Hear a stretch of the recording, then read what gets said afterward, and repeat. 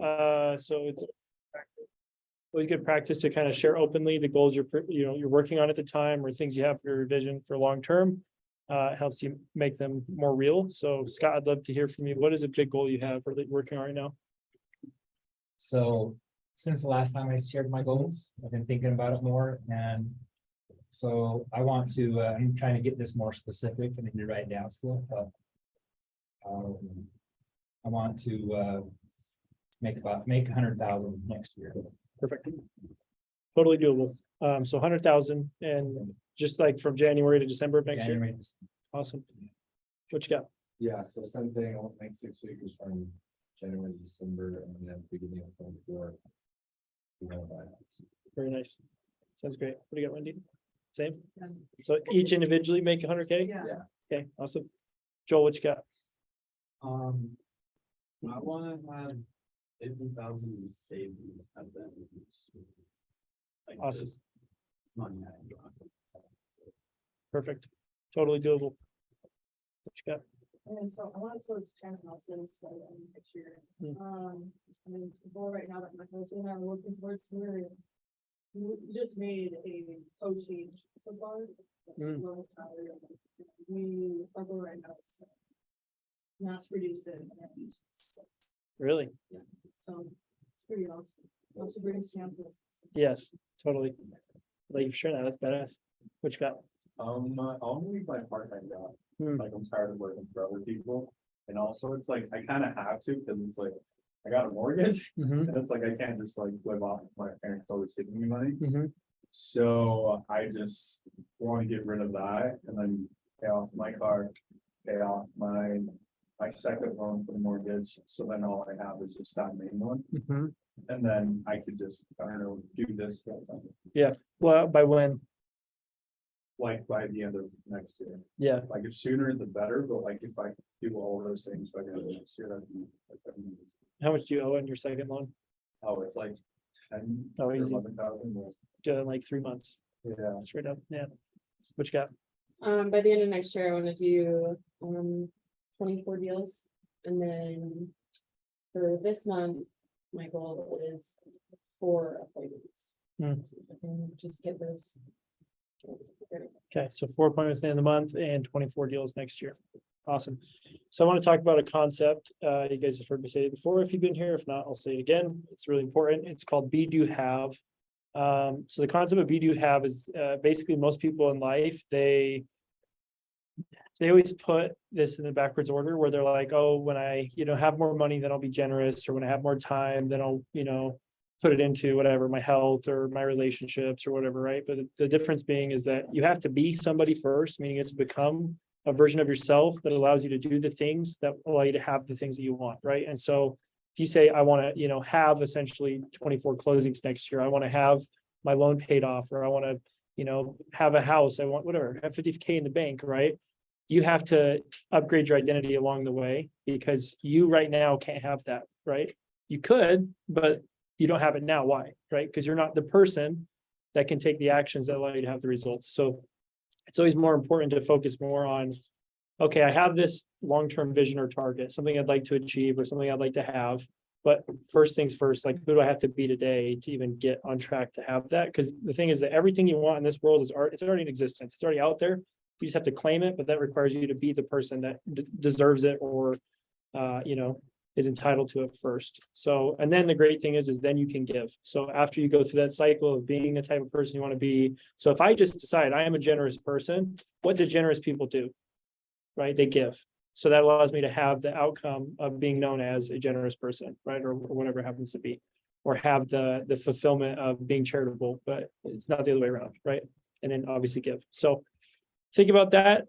So when you set your goals, don't only just set some numerical target, because in my experience, I used to do that all the time and it was awesome. It gave me the warm and fuzzies for about 10 minutes, but then it's like, okay, at the end of the day, is that really what's the most important? No, it's about who I'm becoming in the process, right? Of that, those things are just a byproduct of who I'm trying to be, right?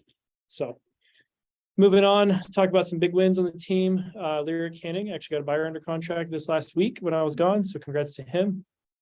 Is there anything I missed though? Do you guys have anything in your business you felt proud of that you were able to accomplish when I was gone? No worries. I don't know if we're like under contract, but I can. Hmm. Very nice. So soon. Well, once you find out, let me know. We'll give you a shout out. That's awesome. Good job for putting that together. Moving on, happy birthday. So Tyler and Kyle on the team. I like that gift. It's very nice. Good job, Brits. You like cats.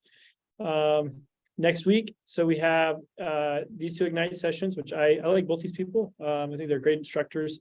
Looks like those will be good classes, so I would check those out. Friendsgiving potluck, so there's no technical team meeting. It's more just like we're having Thanksgiving as an office, which would be awesome. And then the office will be closed the 24th and 25th. If you guys need something next week, shoot me a text or give me a call, be around, but I just won't be here those days.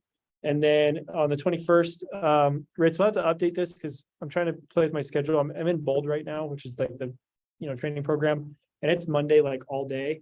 So I'll go to that, but I don't know that there'll be coaches corner on Monday. On Tuesday, we'll bust out a group coaching session, and then like we're gonna do today, and then Wednesday we'll do a pro team meeting to end the week and do probably some lead generation together just before the holiday.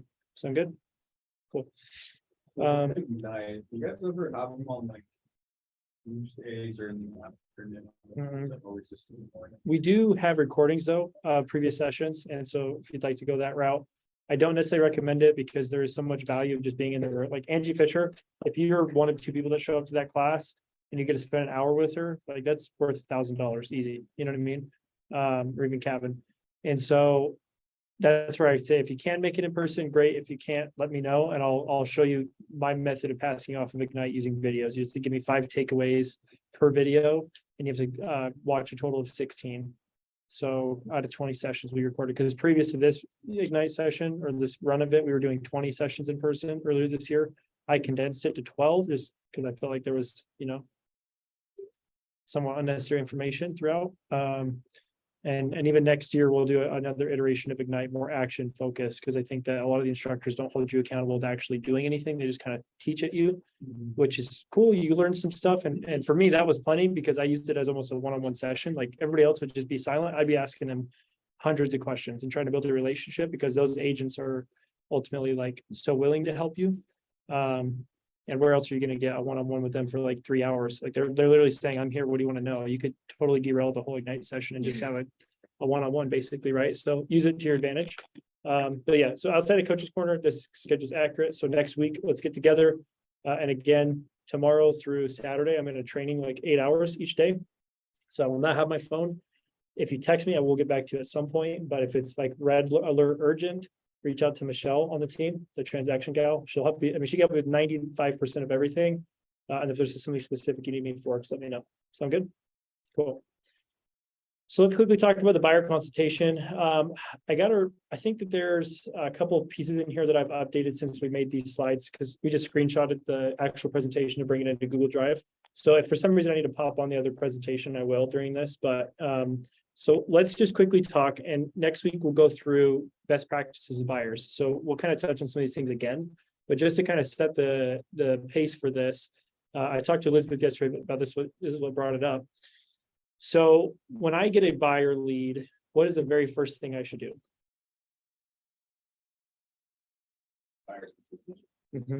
Yep. So what's an easy way you could set this up? Like, what's the purpose of this? Just kind of to give them information on like how the process is of buying them, because a lot of people, especially for the first time, they don't have no idea what to expect. Right. And so this is the way I described it to Elizabeth is this is your opportunity to not only provide them with a ton of value, but put yourself in the driver's seat. So you kind of control's not the right word I'm looking for.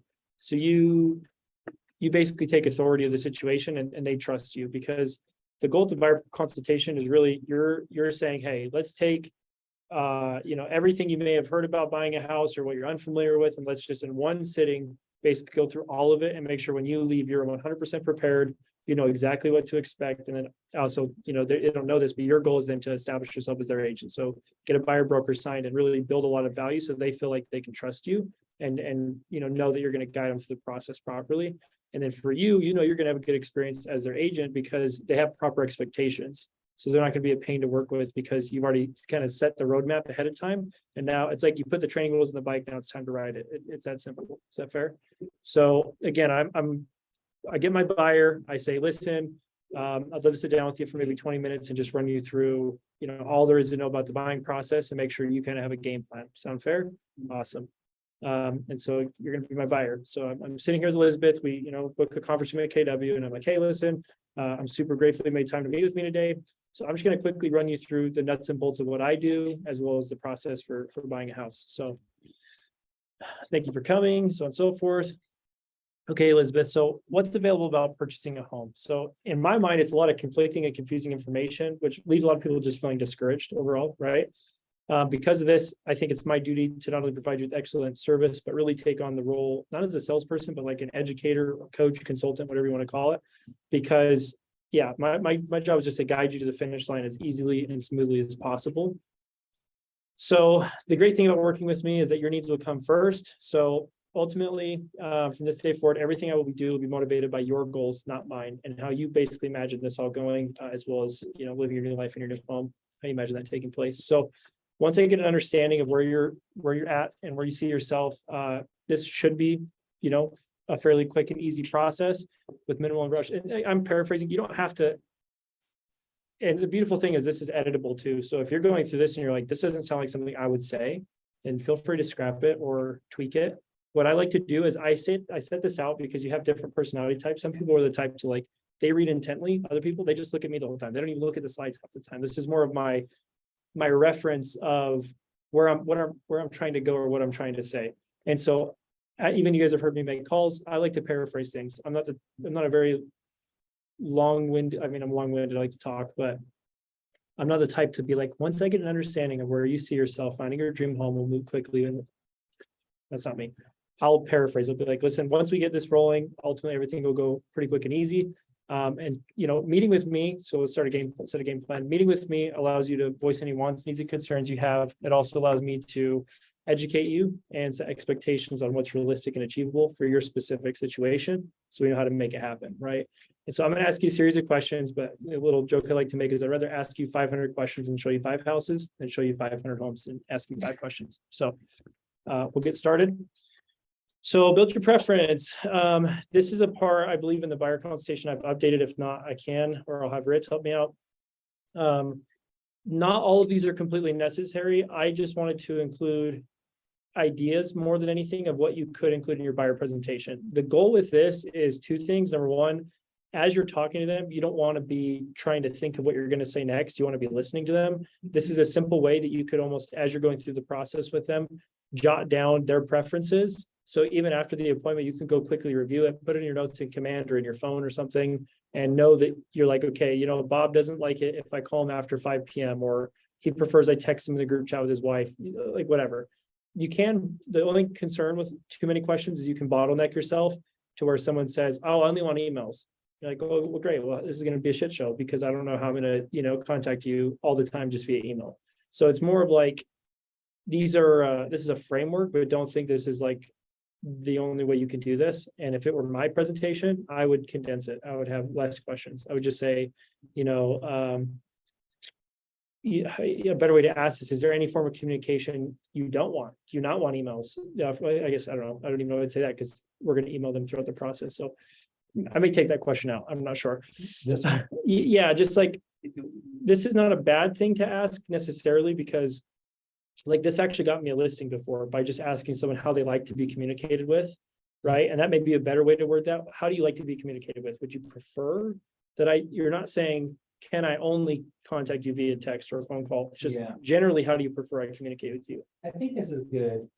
And I did go online and try to update and modify my own. Perfect. And the one thing that I was thinking about is maybe would work well is that if you could reprint this and leave it with them or something, hey, this is easy to fill out. Well, it's hard when it's just a check mark and then it's all red. So I wondered about, I hadn't done this, but making instead of red, taking that red away and making it black, so you could actually just write it down while you're talking about it. Yeah, definitely. Or type it in, maybe. For sure. If you guys want to as well, on Canva, you could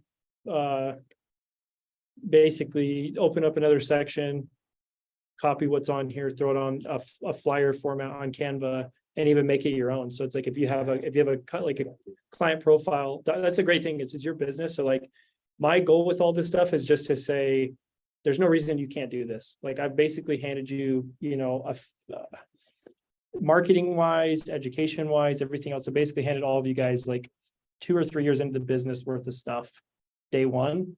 And so the great thing is that because you don't have to go and build all these things from scratch, that will give you time to work on other things similar to what he just said, or customize it however you'd like. I'm just trying to give you, from my experience and seeing all of the other buyer presentations that are done in here, as well as listing presentations, what's, in my opinion, the best elements of each combined into one, and you guys can obviously personalize it from there.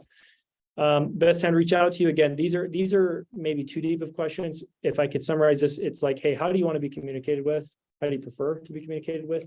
I prefer text. Okay, cool. Is there any time you don't want me to bug you? Yeah, I work nights, so ideally don't bug me in the morning. Okay, no problem, right? What's making you buy now? That's not a terrible question, because it's like, okay, so what made you reach out to me? What's starting this process? You might say, my husband and I, we've been, working for a while. We're trying to, settle down and have some kids, or like whatever. And that's where I'm intently taking notes. This is less of a role play, I guess, than I initially expected it to be. That's okay. Because I more just want to get you familiar with it. The presentation itself, if you follow it, will help you guide with that client. And you guys could obviously role play amongst yourselves as well if you want to practice, like going through and asking the questions and feeling how that feels. I wish the heat was not on right here. It's super hot. Yeah, it's pretty hot. So type of buyer and timeline. So, Elizabeth, would you say you have to move in 30 to 45 days? It's longer than 30 to 45 days? Are you an investor? And you might say as soon as possible. Great. And then, I'm taking notes the entire time. Go ahead. So when you're like going up to a buyer, the buyer, you meeting that like one of the conference rooms. Yep. You want to explain the process. You guys have like a book that like already has it for you, or do you Nope. have to like do it for them? No, this right here. Oh, do This- we have access to that? Yeah. This is your guys' presentation. I don't know how DocuSign works, but could you just make this in DocuSign and then just do it as you go, or no? Maybe like you could make a flyer a PDF that you upload into DocuSign and pre-fill things out for. Okay. But in Canva, like when you're going through the presentation, it allows you to fill this out, and you could always just print it or save as a PDF or JPEG afterwards. Yeah, so this presentation, Adrian, just to answer your question, this in a second jumps into the actual process of buying a house. So my advice to you is go personalize this and also study it, because I wrote it in such a way that if you don't know anything about the process, it will teach you just like it would teach a client. Same thing with their listing presentation. I made it to be more educational, less salesy, because in my experience working with clients, education is what gets me the deal, because I'm the one providing them with information in a very digestible way, versus just trying to say, look how good I am, right? They see that through the way I communicate with them and the knowledge I have. Is that fair? Yeah. So, How do you get to the presentation? it's on our protein website. Yep. So under marketing and then presentations. Ritz, could you throw in the Slack channel, a link to both just as a message for these guys? Can you see my, will I be able to share the screen really quick? Sure. So I'll just share the screen right now. Hello. So basically, we're just gonna go to kwsfieldhome.com because that's where it's all in, right? We go to agent resources, and down at the bottom we have additional resources. This is the Pro Team site where we can access all of these, as well as the presentations. These are all the templates. And later on, Riley will show you as well the magazines. These are home buyer guide that are all on Canva. That's it. Yep. So I would say get familiar with some of the resources and dig into it, because between Carl, Shoni, and myself, we built tons of stuff, like too much. So you guys have literally, like I say, an entire I don't know, team worth of information and stuff behind you. So cool. Thanks for sharing that, Ritz. If you guys have questions that when we get done here, we'll jump back into it. So going back to this really quick, I'm going through these questions. So just to explain the flow of this presentation, I'm going through the questions and I'm trying to get familiar with their situation, their preferences, and so on. And again, these questions are all editable. At some point in time, I'll go through and probably update it. And if not, you guys can obviously do it on your own, whatever you prefer. But this is a great question. Is there anyone else involved in the purchasing decision? Why would I want to know that? Ideally, I know that before I meet with them, but go ahead. The cosigner. Yeah, if there's a cosigner, or let's say mom and dad's money is involved and they have say in it, you want to get them involved more so because they need to know you too. The worst thing ever you could do is have, unless it's like clear, it's like, oh, they're just giving me a down payment, but they don't really care what I do. That's a different conversation. Like, no, my dad's the one literally telling me what I can and can't do. Then you need to make friends with dad, because dad will quickly ruin your deal if not. Like, he could easily partner them up with another agent, cut you out of the deal. There's so many things that could happen. So it's very important to know, or maybe the wife isn't there. Well, your next target is to get involved with her. So start a group chat with both of them, get acclimated, because it goes to build a relationship with anybody involved. How long you been looking and what type? So I'm looking for a townhome, open renovations. Yeah, I'd love a fixer upper if it's a good deal. What are your general preferences for the kitchen? Oh, whatever. Again, some of these I get hesitant because too specific can box you in, but it also, The temperature's going. oh, I know, It man. was like It's, 74 now it's at 77. it just keeps going. It says cool, I turned it down to like 69. Hmm. I don't know, that's- Sweat lodge time. Buckle up. We got another hour and a half in here. Hope you guys like a sauna. So again, too many questions or too specific questions can be too much. Like, it can definitely bottleneck you in. So that's where I would just say, maybe edit this if you choose to, see what you like and what you don't like. But the goal is to get as much information as possible, but simultaneously not lock yourself into where they're saying, yeah, I got a $300,000 budget and and it's also where you just set expectations, but I have a $300,000 budget. I want a house that has an island in the kitchen, and I want, a yard with a fence, and I want a shop out back for my car. And then they just start giving you a grocery list of things they want, when really it's like, dude, you're lucky if you could buy a condo. Right? So let's back up. That's also where you set expectations and say, okay, I hear you. It sounds to me like a kitchen's pretty important to you, and there's certain features you'd like. Let me ask you a question. What's most important to you? What you spend and what you can afford, or your wants as far as like a kitchen's concerned? Because if you want that, we can make it happen. We may need to get a cosigner. We may need to do these other things they may not be interested in doing with their own budget. Does that make sense? So anyhow, let's keep moving on. So home wish list, kind of get familiar with what their needs are. Again, how many stories, preferred location, whatever. I think that this is an outdated slide. I'm pretty sure I've already gone and edited them. If I haven't, I'm happy to. But again, you're asking them questions throughout this process, getting familiar with their wants and needs, because ultimately that's why they're there. You want to get them excited about the process. Okay. And another thing you could do too, this is something I would consider doing. If you wanted to completely scrap these two slides altogether and just go on the MLS and build them out a listing alert during this process, you totally could. You could totally say, nope, I'm taking these out of my presentation. In my personal flow, I set expectations on how I'm going to work with them. I set them up a listing alert so that they can start getting properties as soon as we leave. And then I'm going to quickly educate them on the home buying process. So this, I've even removed this from the buyer presentation. This is way too complicated. Most people cannot understand. This section here is a little bit complicated. This one, not so much, but anyhow. So what do I do? Real estate is complicated. That's where I come in. So at the closing table, my goal is for you to purchase your home, exceed all your expectations. When you choose me as your partner, so on and so forth. So again, paraphrase, read through this, figure out what it's saying, and then whatever you would say that. So, I'm not going to read this verbatim to my client, because that's not why they came here, is to get read to. But I do want to kind of encapsulate what the message is behind this slide. So the other thing too, I know it's Michelle. That's what I said. These slides. So when Ritz and I build out a team meeting like this, we just recycle the slides over and over again. So it's easier for us, but I don't think we've updated them since I updated the buyer presentation. So there's some things in here that are, again, my goal is just to get you guys familiar. In fact, let's look at that.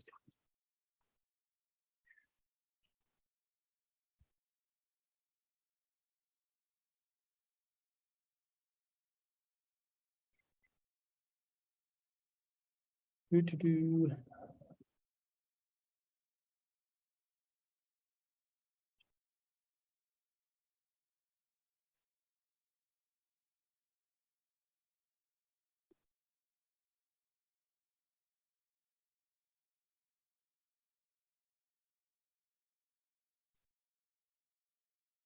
And as I'm going through it, if there's tweaks that need to be made, I can ask Ritz, and that way when you guys go in, we're good to go. Where did we go off? Okay, hey Ritz, can we, as I'm going through this, I'm gonna have you update some stuff later, or help me keep track of it. We gotta update this one to say Michelle Toyne. So again, the deal with this slide is you're basically just setting expectations and also introducing the fact that you have a team behind you. If you do this right, it'll make you look like a rock star because most new agents don't have a team, let alone an assistant. And that's what I would even say is Michelle's my assistant. She helps me with all the transaction stuff. She's been in real estate X amount of years, and her whole job is just to make sure behind the scenes, everything's getting coordinated along with me. So you never feel like anything's getting, or falling through the cracks. Sound good? Moving on, this is really I feel like the value of this presentation, the 5 steps to homeownership. And this is what I want you guys to intently study, because this is basically a very digestible way to explain how buying a house actually works. So buying a home can be overwhelming. We'll guide you in each step from the day you partner with me, even the past, so on and so forth. If it were me, I would take some of this stuff out. I laid it in there just so you guys have it, but as I read it, I'm like, I would rather just, how would I say this? I would take, if it were me and I were you guys, I would go through it. I would read what I wrote to get an idea of what you could say during this slide. And then I would scrap it and write in your own words what you're trying to communicate. Because too much of this just gets old, honestly. And if I were presenting it, I'm like, I don't know if I'm going to read this verbatim. Anyhow, moving on. So 5 steps of homeownership: pre-approval, look at houses, making an offer on a home, offer accepted, finishing touches. So pre-approval. So Elizabeth, getting pre-approved part of looking at homes is crucial. And this is where, again, paraphrasing comes into play, because I'm not going to read them all this, but my normal segment here is, unless you're paying all cash, which I know I don't have, $500,000 chilling in the bank right now. Pre-approval is totally necessary in this market, not only to make your offer stand out, but really knowing your numbers up front is necessary. So we don't put you in a position where you end up house poor or with sticker shock, right? We don't want to get you excited about this house just to find out your payments $4,000 a month and you're expecting $2,000, right? So getting pre-approved is super good, just so you know your numbers up front, and it helps us just have a lot smoother of a process. And honestly, it's kind of a requirement when making an offer on a house, because most sellers are not going to entertain a buyer that they don't know they can afford the house. Does that make sense? So ensuring the lender is crystal clear in their communication, truly earning your business, and answers all your questions. So just like me, the lender plays the second biggest role in this process, because I could go through the process of getting you set up with this beautiful dream home of yours. And if the lender drops the ball and they can't get you the money, then everything we work so hard on together means nothing, right? And so we really want to make sure we're partnered with a team player, someone who's, hungry, and make sure that everybody knows what's happening throughout the process. And then lastly, finding out about different loan programs can save you time and money. So for example, a lot of people don't know, there are actually 0 down programs, low down payment programs. There's also 3 different loan program types that a lot of people will look into. So the good thing is that we have a platform called Intralend. It actually allows us to get you 3 competitive quotes at the same time and look at all the different loan programs, so you can get the best deal. So when we get to that point shortly after this, I'll get you set up with Mike over at Intralend, and then, obviously you guys can chat about what's best for you as option list. Is that cool? So obviously setting expectations there. And then I always like to talk, and you guys will see I put in here, each of these slides has a little segment about the professional or other person involved in the transaction. So I can educate the client on, when I say a lender, what is a lender? They're the person doing your loan and approving you for a mortgage, also known as loan officer, mortgage broker, etc. Right? So step 2, looking at houses. So congrats, your home search has started. I'll be in contact with you anytime something that meets your needs hits the market. So it's always good to look at a handful of options and let me know if your needs change over time. So great agents will have tech savvy tools for you to stay at the top of the competition. So if you previously in the last slide set up a listing alert, you say similar to listing alert, you'll get a daily or hourly alert whenever stuff hits the market. We have a See It First program. So when new listings do hit the market, you're the first to actually know about them, as well as other properties coming up in our office. And then we also have access to finding off market or self-held homes. So houses that for some reason or another didn't sell and ended up coming back in the market. Good question? Yeah, so it was for the previous slide, the pre-approval. Yeah. So my question is, when I was going through my process of buying the house, I had no idea what I was getting myself into with like all the steps that we have to do in the pre-approval, like are basic, so like kind of give them like a hint, like, hey, you're gonna go through this, you're gonna give them this document. Or is it that like what The lender, the lender does? yeah, I would hesitate to, once you've done a handful of deals, like you really know if someone asks you a question, sure, you can, give your best answer, but initially. I wouldn't even try to understand it. I would just say, find the best lender you can and make sure your client's in good hands. And then just like we talked about, just say babysit, just check in. Hey, is there anything that I can help with? Did you get everything that the lender needed? Check with the lender. Is there anything I can bug, my buyer for that they didn't provide you? But yeah, no, ideally you don't worry about that just because then you could accidentally make a mistake and say something that's not accurate. It's always better to just say they'll take care of you, kind of put your faith in them. And Intralend's great because of their process, they collect a lot of stuff up front.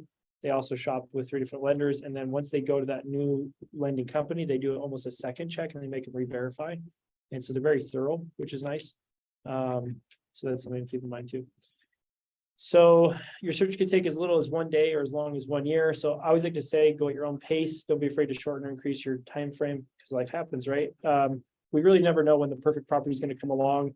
And even if, let's say you're on a lease agreement right now for the next 6 months, there are ways to get out of those type of things. So when the right thing comes along, we'll know and we'll have a plan on how to get it, make it happen, let's say. So my job really is to help you understand the pros and cons of timing and how to make any situation work.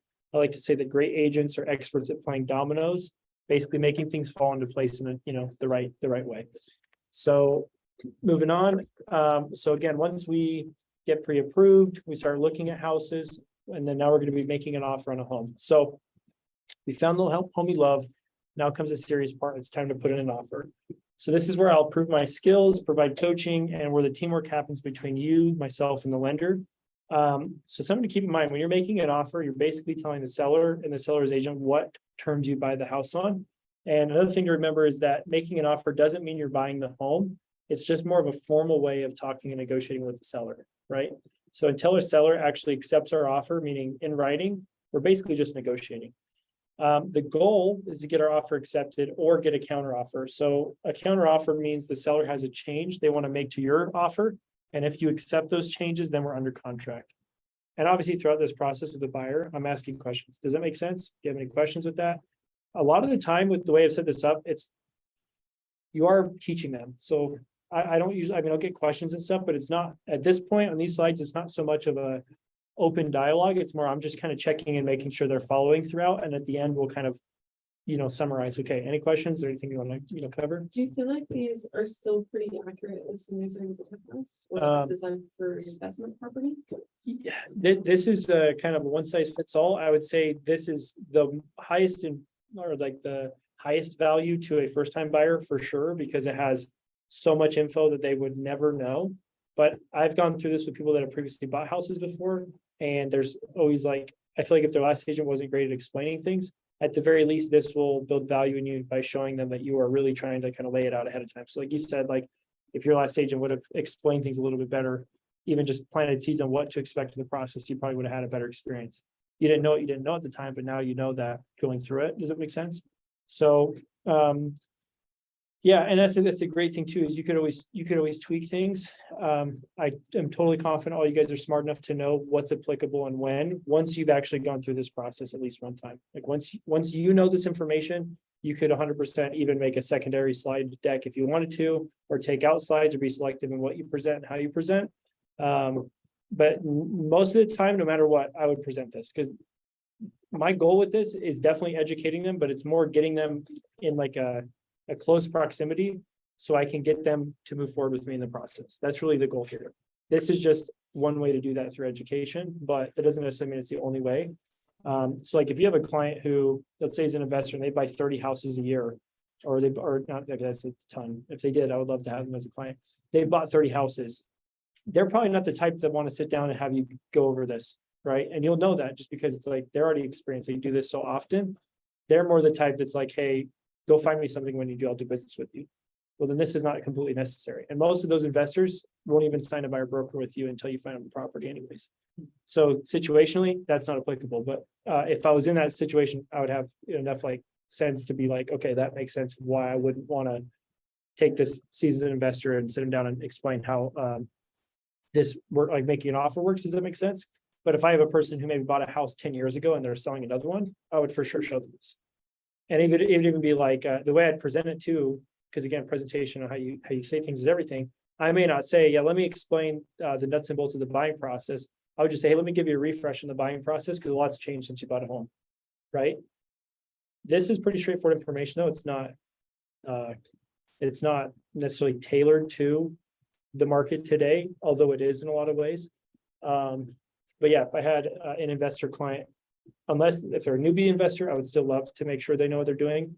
But if they've already bought property before, I would normally not show them this. It would be more of like a, my value comes from what I find them at that point. So yeah, and then during this stage, did that answer your question?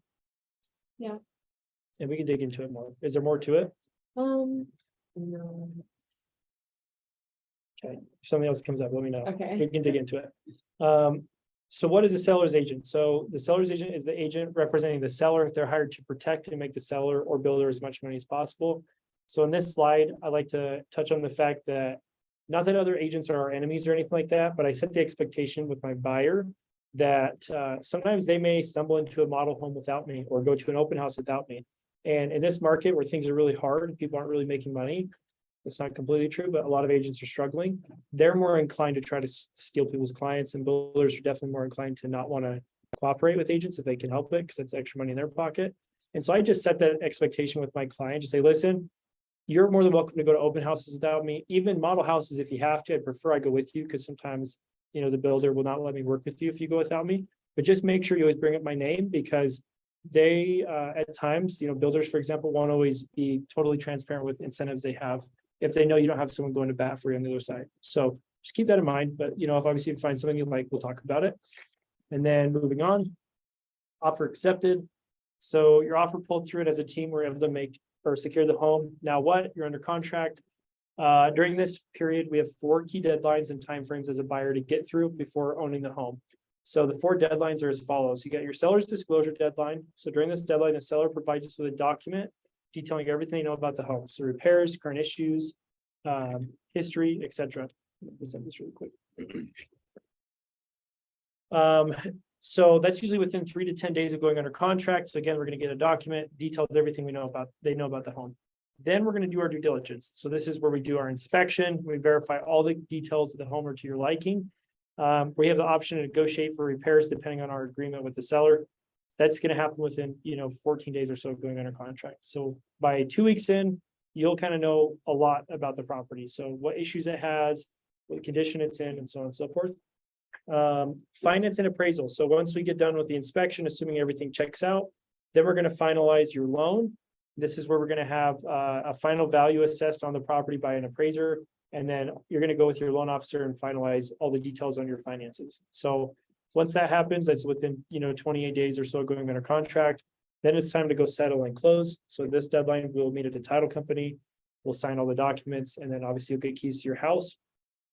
Usually within 1 or 2 days of closing. So that all takes place within usually 30 to 45 days of going under contract. And I usually say, any questions? And they'll say, how much is an inspection cost? Inspections usually ballpark about $500, or, they may just go into a variety of questions. And at that point, if you don't have the answer, say, okay, let me look at it. I'll get back to you. Or if you do, how much is an appraisal? Appraisal is almost $600, or you could say, oh, chat with the lender because, maybe it depends on your loan program or whatever. But, and again, on the left-hand side or different parts of the slide, I have little almost like keynotes on who's involved. So like, what's an inspector? The inspector is the individual who verifies issues the home could potentially have and educates you on what issues to expect. An appraiser, they're the professional who establishes the value of the home for you and the lender. Title company, they're the neutral third party that closes out the transaction, makes sure all the documents are done properly, and all the money gets sent to the right places, right? So again, the goal with this presentation was a combination of making sure if you guys had a buyer tomorrow and I couldn't help you for some reason, that at least if you had access to this, you could at least spitball together a decent enough presentation to not only educate yourself and them enough and seem credible enough to get their business. My advice to you, again, just like all else, is that this is not necessarily a one size fits all. I had to create it like that because I'm giving it to 50 people, but also it's your responsibility to then go in and say, okay, what about this works for me? Because my way is not necessarily going to be your way. It's just how I have to teach you because that's the only way I know how to do it. But these type of things I feel like are valuable for you to, at least at the very least, go study, because this is the simple, short version of explaining this to a client. And you may find yourself using this in general conversations outside of a presentation. So does this make sense? Someone asks you what's due diligence, and you'd be like, oh, it's just basically re-verify the condition of the home and all the details about the property. Right, because that's really what it is in simple explanation. Anyhow, so moving on. Finishing touches. So congratulations, you now own a home. You're free to start creating memories, enjoying meals, gatherings, and the sweet old American dream. So I'll keep in touch, hopefully be considered a close friend and provide you with valuable information, resources, and connections whenever you need it. And then, yeah, that's something I threw in there. You guys can take that out, but I do client events. And so I always just say that as kind of like a little like tease, like, yeah, be my client. I'll hook you up with cool stuff, basically.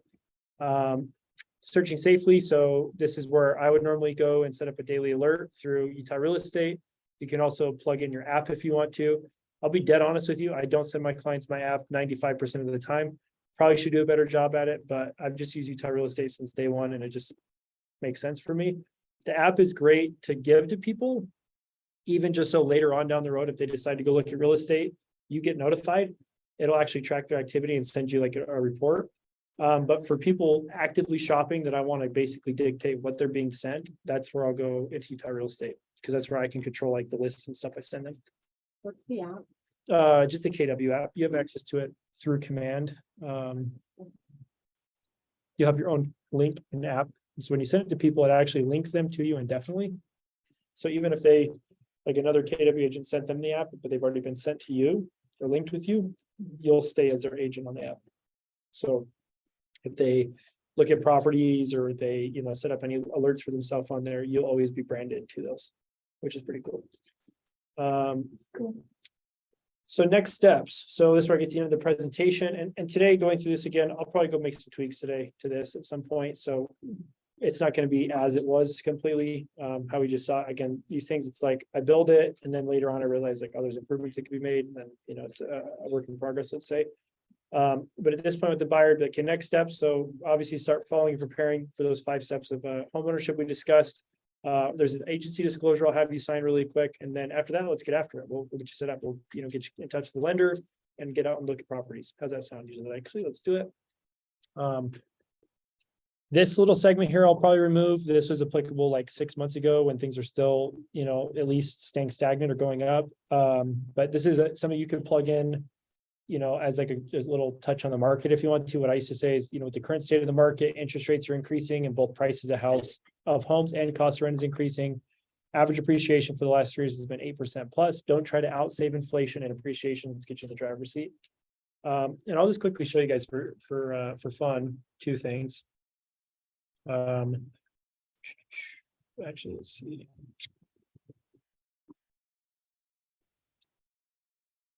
So because, let me see. Where is my thing at?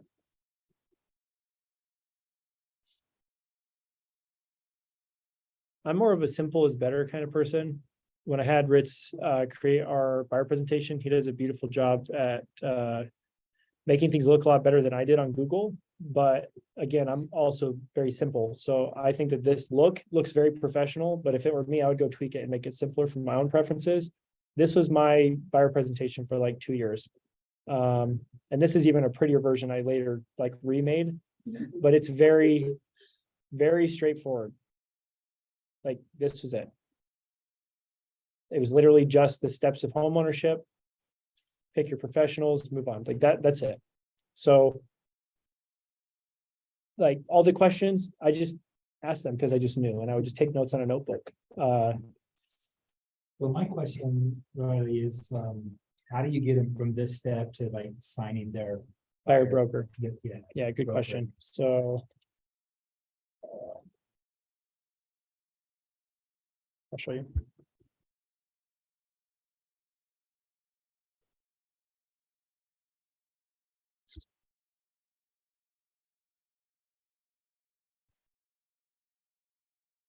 So there's a script here, get the buyer broker signed every time.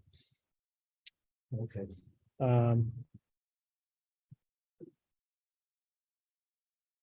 So Elizabeth, I'm so excited to work with you. There's just one more thing. State of Utah requires me to get your authorization to represent you. This is basically a state approved form that explains a couple of things like how I get paid and what my duties are. So yeah, you see right here, it says, and you start disclosing, and then at the end, you hand them a pen and say, okay, go ahead and give it a signature and we'll get started. That's simple. And so this is not something you have to send to, well, Jen or not. DocuSign? Michelle, for like a DocuSign. You It's just can, you but can I- Bring that with you. I would, Yeah. just like a listing, a presentation, I always bring a paper copy. And it's only one page. Yeah, I think by broker's 2 pages, 2 pages. when it's printed, double-sided. 2 or 3 max. You can get that on the broker page. Utah real estate, yep. Mhm. Or it might be on just the KW.com. Yeah, DocuSign, you'd want to go through probably Utah Real Estate or DocuSign, but DocuSign also has templates for all those things. Again, I'm like, it's like the whole, you can't teach an old dog new tricks kind of thing. I still use Utah Real Estate for most everything, just because that's where I was taught. And I have like templates I built in there. But yeah, there's a lot of stuff in DocuSign as well. So just for reference, so I built this presentation, trying to combine elements from other people's presentation, what Shoni had previously and wanted on the team, and mine and different things. So you can see this is pretty damn in depth. Then you look at my buyer presentation that worked for me for like almost 2.5 years. I would say every single buyer I worked with, probably 90% of them ended up working with me. And it's literally 10 slides and none of it is about me. It's all literally, it's just a layout of the steps to buying a house. And every single time after they'd be like, yeah, we love you, let's do it. Because it's not really about me. I'm just here to give them a service, right? So that's where I'm saying, go personalize it. Like if this is way too complicated, like, to me, I'm like going through it with you guys, even trying to present it as like jokingly with you as a training. I'm like, okay, I would rather just these are questions that you should look at. So you have an idea of what you could ask during a presentation. Maybe you come up with a list of your own. Maybe you do a document like Scott was saying, a PDF that you bring and you literally have almost like a client interview. Beautiful idea. But this is not the only way to do it. This is just the easiest way I could give you an idea of what other agents' buyer presentation looks like. It's a combination of questions to get to know the client, identify their situation, their wants, needs, motivation, and then it's education related stuff to set expectations so they know what the heck they're doing and they also trust you to let you do what you're going to do. Is that fair? That encompasses the whole thing. Then again, the end of the goal, end goal ultimately is to get a client, right? To get them to work with you and then help them start taking action on those steps that we discussed.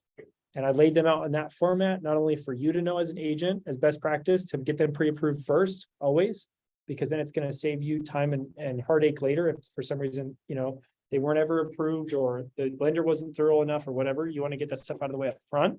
So that way, when you go take a client shopping, you're not wasting your time or theirs.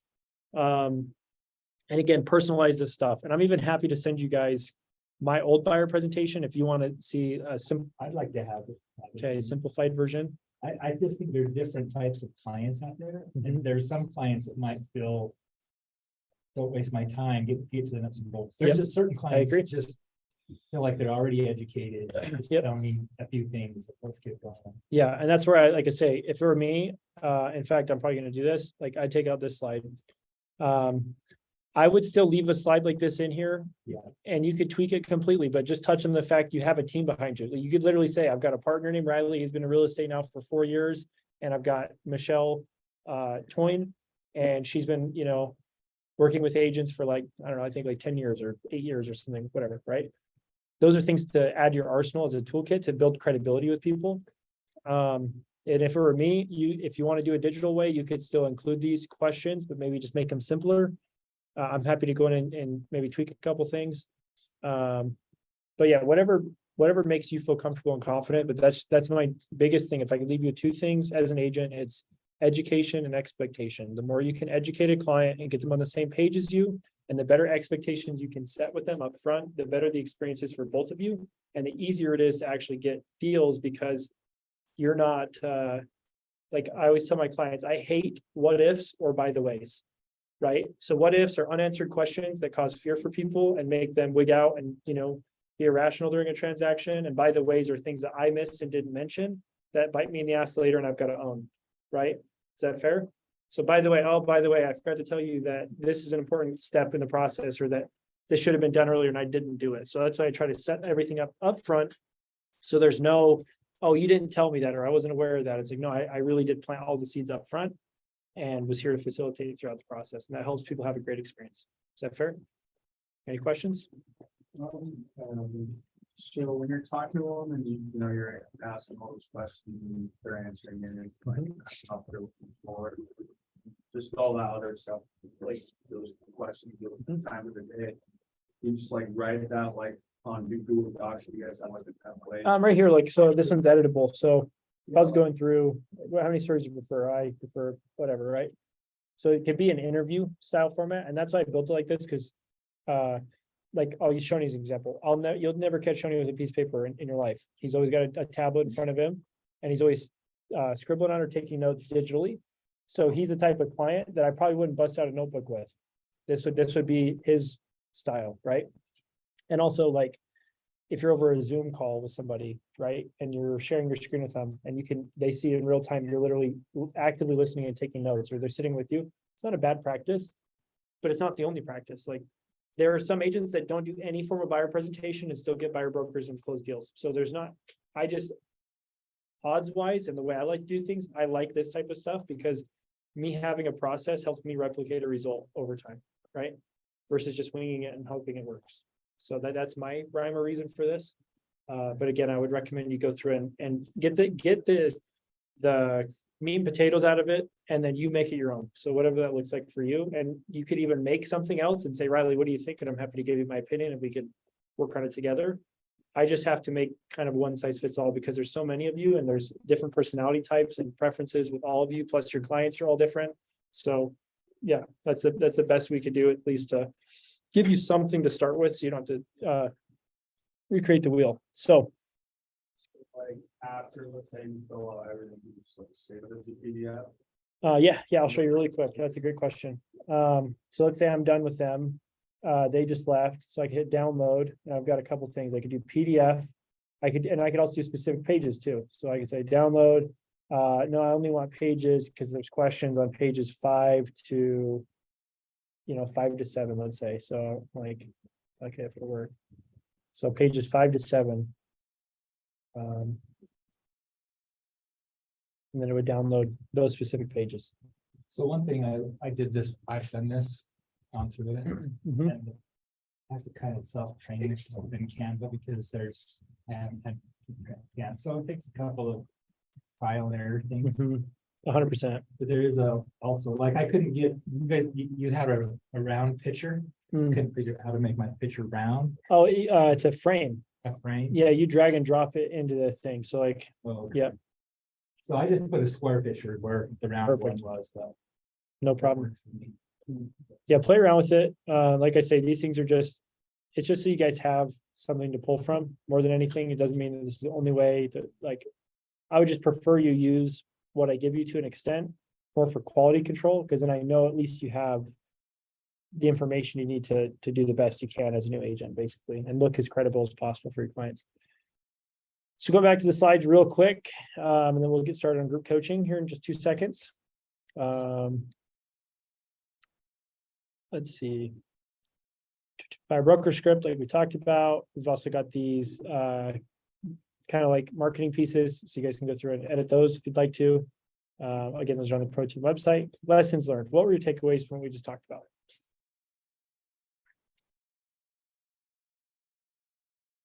None? I really like how these went like having those questions and just like writing it down. I don't know, just like having like just filling in the questions. Yeah, actively listening. Fair. I like the keyword that you said, even though it wasn't like that with the role play. You said real quick, let's get this like disclosure signed and we get started. Yeah. Just real quick, because it makes it like a casual like thing. Yeah, and it's also a very, Like, oh, I need you to sign this contract, and that's very weird for people, so. no, it's a disclosure. Yeah, just breeze over stuff. Doesn't mean you're hiding anything, but also how you say it matters, right? So you're like, there's a state required contract to have you sign before I can work with you. That's red flag after red flag. They're gonna have their boxing gloves on. People say, hey, I just need you to sign a disclosure real quick, and then yeah, we'll I'll get you a great deal on a loan, we'll get you an awesome house, like, it's like, that's really, I mean, it's not a scary thing. So I appreciate that. Any other takeaways? How do we, okay, this is not a takeaway, it's a You're good. question. Do we just like, what's a good way of just like closing for this appointment? So I would normally, if you see on this other one, I called it a home buying crash course previously, and I still refer to mine as that. And that's almost more like, so let's say I get a buyer from an open house and, they're about to walk out and I'm like, hey, you working with anybody? They say, no. I'm like, okay, cool. So I'm curious, like, you probably heard the market's been kind of crazy the last couple of years. And what I've found helpful for clients is sitting down for 20 minutes. And I basically just do a crash course with them and educate them on the whole buying process and today's market. That way they know kind of what to expect, when they're buying a house. Is that something you'd be interested in? Or do you think that you can make time for me on Monday for that? Because then it doesn't sound like, hey, let me meet with you so I can sell you on why you should use me and get you to sign a contract. Right? It's like, no, I'm truly just here to provide the information. And if you look at my presentation, what was it? It's literally just information. That's all it was. But I knew how to present it in such a way that by the time it was over, they were like, okay, let's get started. Like that makes it sound stupid easy. Like there's no reason I wouldn't do it. Does that make sense? So that's my iteration of it. It doesn't need, you don't need to say those exact words, but it could be, if I had encompass it, you're saying, hey, why don't we get together for 20 minutes and I'll just basically pull the curtain back for you, show you everything there is to know about buying a house. That way you're fully prepared. You have a great experience. Would you have them sign the agreement with you right then and there? I would ideally, yeah, that's why I bring it in like on paper, just so you could. If they refuse to, like, that's the thing. They're not really going to, most like 95% of the time. There are some people that are just weird about that kind of stuff. Or normally if someone's like, no, I won't sign that. I'd be like, okay, well, no problem, but help me understand why. I'm not going to sign a contract or, and a lot of times if they don't want to sign it, it's because either A, they just want to be exclusive to you because they may have, some other thing they're trying to work out behind the scenes, or they don't understand it. It could be just like they're, they have a rational fear about contracts, or they had a bad experience with the last agent or whatever, but that's also where, when you just come in with like confidence and also like softness, where you're not trying to hammer them, you're just like, hey, I'm here to help you. Like, let's get started, then a lot of people just don't care. Like they're on board with it is what I'm trying to say. So lessons learned, takeaways. What's your takeaway as far as action plan? What do you need to do now that we just talked about this? Well, I That's a guess good really answer. do the presentation, like make it your own, so it doesn't sound like you're shooting out someone else's voice. Yeah, for sure. Just like we talked about the script yesterday. All I can do is just give you guys an idea on what you could say and what's worked for me, or maybe best practices, but ultimately I'm not you. And you're not gonna, and even the way it's written in the presentation is not how I would say it. But that's kind of like, that's the, I don't know how to explain it, verbiage wise or general message wise, I wanted to make it clear what we're trying to say, moving from each slide to the next, or what information we're trying to convey. But I'm not that formal. I'm pretty, as you can tell, I don't talk. I'm intelligent, but I'm not formal. So that's how I communicate to people. It's like I make it simple, but I definitely go deep as far as information is concerned. So yeah, Doesn't matter where you need them.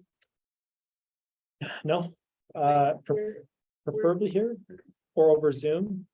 Third would be like their house. The house is hard because a lot of them want to sit on the couch, or like you can't really, most people, it's like awkward to set your laptop up on their TV, even at the kitchen table, like turning it around, maybe even an iPad like you. Preferably here, because it looks professional, it's a neutral location for both parties, and you have the access to the tech and tools to make it easy. Also, if you have a client somewhere else, like let's say, like West or Southern or something like that. You could use like the South Valley. Yep. They're building one in Logan, so they have someone in Logan, so you just go to that location and. Yeah, that's pretty cool. Like we're Just call it together. a hybrid. You could call the front desk and set it up. But That's good. yeah, and we'll have locations soon in Mapleton, one out in Cedar Valley, so like Eagle Mountain area, also one in Lehigh. So yeah, we set up. Do you recommend calling somebody to set up the appointment, or do you find that texts also just work? Either or, Cause I know cause I've done sales before Yeah. in the past, and texts were not effective, but it was a different sale. I So I'm think not sure. if yeah. it's like the same. phone calls are I would say I like them more. It's way easier to get more information across in a sooner period of time and also not be misunderstood, because text can definitely be misconstrued, right? Like someone could text you like, I don't know, there's no tonality, so you don't really know what they meant when they said it sometimes through text. Obviously, asking for an appointment is pretty straightforward and direct, but either or, I would say. How I would ask for that again is just kind of how I said, like, I'd love to take 20 minutes to just kind of break down the process for you so you're fully prepared. And I normally even say whether you use me or not, just so I take the pressure off them. Like, let me just educate you. Like, I actually personally truly get a thrill out of just helping people. Like, just even if they don't use me, like if I could just make your experience easier, great, I'm stoked, right? That's why I'm here. If you use me, that's just a positive byproduct of me showing up for you, basically. So yeah, I'd say takeaways. Go look through the presentation, simplify what you need to. I'll do my best this week or the next week or so to hop on there and maybe tweak a few things to make the template a little sharper, but I would say take it and run with it, make it your own, and go set some appointments, because without appointments, it doesn't really matter. You can have the coolest presentation in the world, but appointments are most important. So current mission, we're going to review this every week just because I want to kind of give you guys an idea on what your, highest urgency things are. Database, get it to a minimum of 200 contacts as soon as possible. Does anybody here have a database of 200 people? Good job. Just 200 or more. Yeah, good job. If you don't, keep working on it. Let me know how I can support you in that. If there's tech support you need, ask Hunter. If it's, getting more people, how to do that or whatever, talk to me. Lead gen, daily 10-4. Ultimately, that's the most important thing. Your day should be set up so you always make time first for your phone calls and getting, basically customers or clients, and then everything else. GPS and 411. So we're going to go over that here in about 10 seconds. So hang tight on that. Group coaching requirements. Again, I removed those, but just to let you guys know what things should be done soon. Graduate Ignite, talk to Hunter about launch, Pro U videos, case studies complete, database uploaded. And then once those things are done, then we usually do work on your goal setting stuff, which is what we're going to do today. So that being said, before we wrap up, how's it going? Just in general, how are you feeling? You're probably really excited. How about you guys? Yeah, I'm just gonna like set an actual routine, like I feel like we do stuff, but it's not like whenever it's not something we'll do, and then. You can do more like time blocking. Yeah. So I feel like that's. Like rules and all of those, anyway, we're not. We're gonna do it.